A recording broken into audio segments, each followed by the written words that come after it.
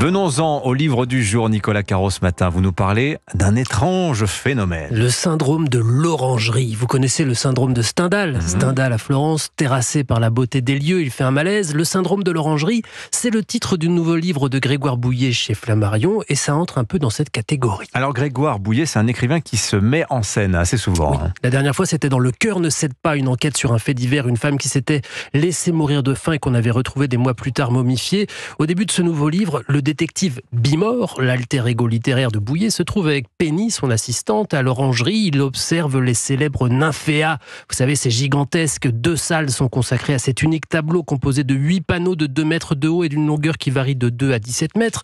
Mais regarde-t-on encore les nymphéas? L'œuvre est tellement célèbre. C'est comme la Joconde. On regarde plutôt la célébrité en se demandant pourquoi c'est si célèbre ou pourquoi on appelle ça chef-d'œuvre. Et donc on ne regarde plus vraiment l'œuvre elle-même. Notre observation est polluée par ce qu'on en sait déjà. Bref, Bimor est en train de penser à ça quand soudain il est pris d'un vertige, un malaise, quelque chose l'oppresse. Il sent qu'il y a quelque chose de pas net dans ce tableau, que si on pouvait zoomer suffisamment, on y trouverait la mort. Comme dans le film Blow Up d'Antonioni, où un photographe se rend compte qu'en zoomant sur une photo banale d'un couple dans un parc, on distingue un homme avec un pistolet. En tout cas, c'est ce qu'il croit voir. Et Bimor est persuadé qu'il y a le même genre de détails planqués dans les nymphéas. Et donc il enquête. Exactement. Tous azimuts, il commence par fouiller la vie de Monet.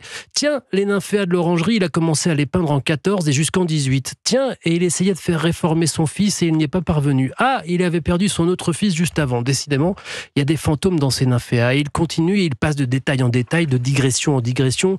Parfois, on en apprend beaucoup sur la vie du peintre. Parfois, souvent, c'est tout autre chose. La vie de l'auteur ou des théories sur Tintin.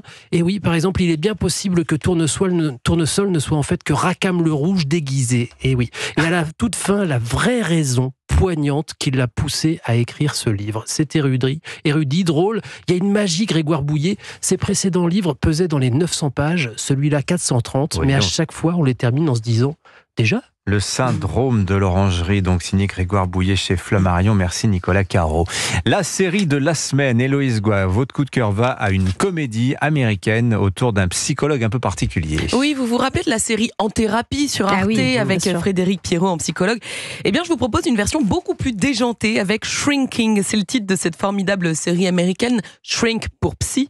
Jason Segel, qu'on connaît pour How I Met Your Mother, incarne ici Jimmy. C'est un psy qui vient de perdre sa femme. Il noie son chagrin dans l'alcool et comme il ne va pas bien du tout, eh bien, il a un peu de mal à garder son sang-froid avec ses patients. Ça suffit. Grace, ça fait 2 ans que je vous vois. Votre mari vous fait subir des violences morales, point. Il ne cherche pas à changer et le temps n'y fera rien. Quittez cet homme ou je ne suis plus votre psy. D'accord. Bon, étonnamment, cette méthode plutôt brutale fonctionne, alors Jimmy décide de s'impliquer encore un peu plus dans la vie de ses patients. Il les emmène boxer pour évacuer leur colère, il dîne avec eux et s'incruste même à l'improviste à un rendez-vous galant pour donner des conseils en direct. C'est pas très éthique comme attitude, non, pas du tout déontologique. D'ailleurs, Paul, le mentor de Jimmy, ne voit pas ces méthodes d'un très bon œil. Ce personnage central est joué par un certain Harrison Ford, excellent dans ce rôle de patron tendre et grincheux qui apporte de la profondeur au propos de la série. Ce n'est certainement pas à tes patients de te soigner, toi. Si tu n'affrontes pas réellement ton passé, il reviendra te hanter. Et quand viendra le moment, boum! T'as fait un cauchemar, c'est ça? Non, je m'éclaircissais la voix. Il est meilleur psychologue que le psychologue, dites-moi, Harrison Ford. C'est pas qu'une comédie, donc. Et non, disons que c'est plutôt une dramédie. La série nous parle de sujets lourds, comme le deuil, les problèmes de santé mentale, mais tout ça avec beaucoup d'humour, de légèreté et surtout de finesse. C'est ce qui rend cette série vraiment réussie. Ce cocktail d'émotions parfaitement dosé, notamment grâce à l'immense talent des acteurs. Impossible, je vous préviens, impossible de ne pas se reconnaître dans au moins un des personnages de cette série universelle qui fait beaucoup, beaucoup de bien. Voilà, Shrinking, donc c'est à voir sur Apple TV+, et sur MyCanal, 2e saison en cours de diffusion déjà. Merci beaucoup Héloïse Goua. Et Nicolas, vous restez pas trop loin.